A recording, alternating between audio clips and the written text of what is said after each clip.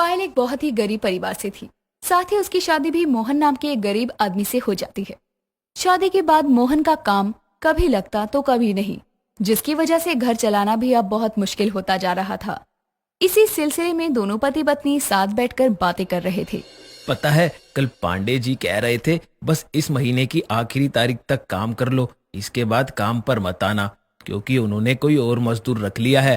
अरे जो कि बहुत फुर्तीला है और साथ ही पढ़ा लिखा भी है। ये 5वीं बार है जब तुम्हें काम से निकाला गया है।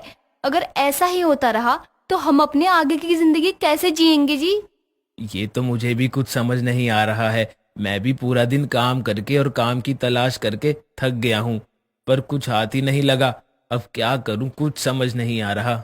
अब तो भगवान ही हमारी मदद कर सकता है। हाँ पायल, भगवान पर भरोसा रखो, सब ठीक होगा।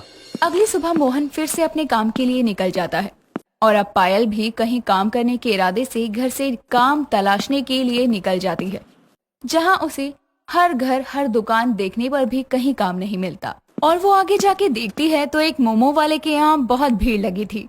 वहां जाकर पायल को भी भूख लगती है। उसके पास बस 10 रुपए थे, जिनसे वो एक प्लेट मोमोज लेती है और खाती है। उसे उन मोमोज का टेस्ट बिल्कुल पसंद नहीं आता और वो कहती है, बाप रे, ये मोमोज तो एकदम बकवास है। इनमें जरा भी स्वाद नहीं है। पता नहीं लोग कैसे ये मोमोज खा रहे हैं। इनमें नमक बहुत है और तो और चटनी भी अच्छी नहीं है। इससे अच्छे मोमोज तो मैं खुद बना दूंगी।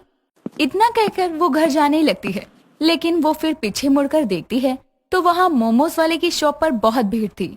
ये देखकर वो एक बार फिर खुद से कहती है, वैसे ये भीड़ देखकर लग ही रहा है कि ये मोमो वाली दिन भर अच्छी खासी कमाई कर लेती होगी। क्यों ना मैं भी एक ऐसी छोटी सी मोमोज की दुकान खोल लूं। क्या पता मेरा भी काम चल जाए और घर में कुछ पैसे भी आ जाएंगे। एक बार उनसे बात करके देखती हूँ। इतना कहकर अब वो घर चली जाती है और शाम को मोहन के आने पर वो उससे मोमोज की दुकान खोलने की बात करती है तो मोहन बोलता है, आइडिया बुरा नहीं है, लेकिन मोमोज की दुकान लगाने के लिए पैसे भी तो चाहिए होंगे और एक रेडी भी। और तुम्हें तो पता भी है हमारे पास एक फूटी कौड़ी भी नहीं है, फिर हम कहाँ से ये काम शुरू करेंगे। बुरा न मानो तो मेरे पास एक रास्ता है। क्या कहा, रास्ता? कैसा रास्ता? वो आपको याद है ना, मेरे मम्मी पापा ने शादी में मुझे कुछ गहने दिए थे। क्यों ना मैं उन्हें बेचकर दुकान खोल लूं। इसमें बहुत मदद मिलेगी और आपको काम ढूंढने की जरूरत भी नहीं पड़ेगी। लेकिन पायल, ये ठीक नहीं है। वो सब गहने तुम्हारी माँ ने तुम्हें बहुत प्यार से दिए थे, हम उन्हें नहीं बेच सकते। लेकिन मोहन जी, अब हमारे पास और कोई रास्ता भी नहीं है इसके अलावा। ठीक है पायल, तुम्हें अगर ठीक लगे तो ठीक है फिर। अगली सुबह जाकर अब पायल अपनी माँ के दिए हुए उन गहनों को बेच आती है और उनसे मोमोज बनाने का सामान ले आती है। मोहन अपने एक दोस्त से रेडी ले आता है, जिसमें वो दुकान लगाने वाले थे। सब चीजें लाकर वो अब बाजार चले जाते हैं, जहाँ जाने के बाद वो अपनी मोमोज की रेडी लगा देते हैं। दोनों पति पत्नी मोमोज बनाना शुरू करते हैं। उनके सामने ही एक वैन में मोमोज कोई लगाता था, जिसके पास बहुत सारे लोग जाकर मोमोज खाते थे। लेकिन यहाँ मोहन की मोमोज की ठेली पर कोई नहीं आ रहा था। सुबह से शाम हो गई थी। गर्मी ने दोनों का हाल बेहाल कर दिया था, पर वहाँ पर एक भी ग्राहक आने को तैयार नहीं था। अजी, मुझे लगता है यहाँ कोई नहीं आने वाला। बहुत देर हो गई है हमें यहाँ गर्मी में खड़े खड़े, लेकिन यहाँ एक भी ग्राहक नहीं आया है। सब सामने उस वैन वाले के पास मोमोज खाने जा रहे हैं। ऐसे तो हमारी पूरी मेहनत बेकार जाएगी। थोड़ा सब्र करो पायल, आ जाएंगे। ग्राहक को आने में समय लगता है। अरे जबरदस्ती थोड़ी ना किसी को पकड़ कर ले आ सकते हैं। आप सही कह रहे हैं, लेकिन देखो ना, सुबह से शाम हो गई है। अगर ये सब सामान और मोमोज बच गए तो हम बर्बाद हो जाएंगे। मोहन भी अब अपनी हिम्मत हारने लगता है और कुछ देर बाद अपनी ठेली घर ले जाने के लिए आगे बढ़ता है। तभी वहाँ एक लड़की आती है और कहती है, भैया एक प्लेट मोमो देना, कितने के हैं? क्या मोमो चाहिए? अब बस 10 रुपए के हैं। अच्छा 10 रुपए के हैं, ये सही है। वहाँ जो वैन वाला है वो 25 रुपए प्लेट देता है, यहाँ बस 10 में मिल रहे हैं।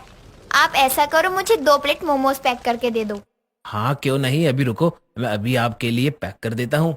मोहन उस लड़की के लिए मोमोज पैक कर देता है, जिसके बाद वो वहाँ से चली जाती है। उसके जाने के बाद वहाँ और भी लोग मोमोज लेने आते हैं। देखते ही देखते मोहन और पायल के सारे मोमोज बिक जाते हैं। ये देखकर दोनों ही बहुत खुश हो जाते हैं कि अब उनकी मेहनत बर्बाद नहीं होगी। दोनों सारे मोमोज बेचकर घर चले जाते हैं और घर में बैठकर अपने पैसे गिन रहे होते हैं। 4,000, 5,000 और ये पूरे 6,000। देखिए जी, आज हमने पूरे 6,000 कमाए हैं। हमारी मेहनत रंग लाई। हाँ, ये सब भगवान की दया है और हमारी मेहनत का नतीजा, वरना हम कभी इतने पैसे नहीं कमा पाते। सही कहा आपने। अब हमें कल के लिए तैयारी कर लेनी चाहिए। हाँ, तुमने सही कहा पायल। हम कल के लिए तैयारी करके रख लेते हैं ताकि सुबह जाकर मोमोज की दुकान लगा सकें। इतना कहकर दोनों पति पत्नी अगले दिन के लिए तैयारी शुरू करते हैं। सुबह होने के बाद दोनों पति पत्नी अपने मोमोज की ठेली लेकर चल देते हैं, जहां जाने के बाद लोगों की भीड़ लग जाती है मोमोज खाने के लिए। अब हर दिन तपती गर्मी में मोमोज बनाने में दोनों को दिक्कत होती थी। सुनिए जी, काम तो चल पड़ा है, लेकिन इस तपती गर्मी में मोमोज बनाने में बहुत दिक्कत होती है। अगर कोई पंखा रखते हैं तो गैस नहीं जला सकते। कुछ करना पड़ेगा इसके लिए, वरना आगे जाकर और बुरी हालत हो जाएगी। तुम सही कह रही हो। इस गर्मी से बचने के लिए हमें कुछ तो करना होगा, वरना हम काम नहीं कर पाएंगे। अगले दिन जब मोहन बाजार जाता है तो वो देखता है कि एक मोमोज वाली वैन में कोई मोमोज बेच रहा था, जिसे देखकर मोहन के मन में कुछ सवाल आते हैं जिनके जवाब उसे चाहिए थे। सुनिए भाई जी, आप इतनी गर्मी में इस डब्बे के अंदर जैसी गाड़ी में मोमोज बनाते हैं, आपको गर्मी नहीं लगती क्या? नहीं भैया, इसमें एसी लगा हुआ है, जिसकी वजह से इसमें बिल्कुल भी गर्मी नहीं लगती। क्या कहा? इस कार में एसी है? यानी आपने इस कार को एसी रसोई बना रखा है? अरे ये तो बहुत ही अच्छा है। लेकिन क्या आप मुझे बता सकते हैं कि ये कार है कितने की? ये कार ज्यादा महंगी नहीं है, बस 10-15 लाख के अंदर आ जाएगी। क्या कहा? 10 से 15 लाख? अरे इसे लेने में तो मेरी 7 पुश्तें निकल जाएगी। ना बाबा ना, मेरे बस की नहीं है ये कार लेनी। कुछ और ही करना पड़ेगा।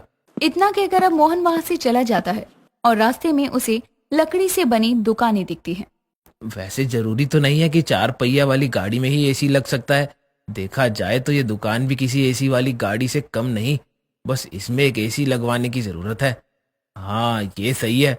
मैं ऐसी ही दुकान बनवा लेता हूँ और उसमें एक एसी लगवा दूंगा। अरे जिससे हमारी गरीबी की दुकान में एसी रसोई बन जाएगी।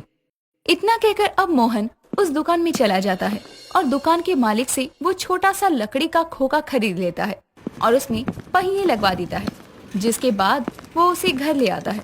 कुछ दिनों बाद वो उस दुकान में एक एसी भी लगवा देता है।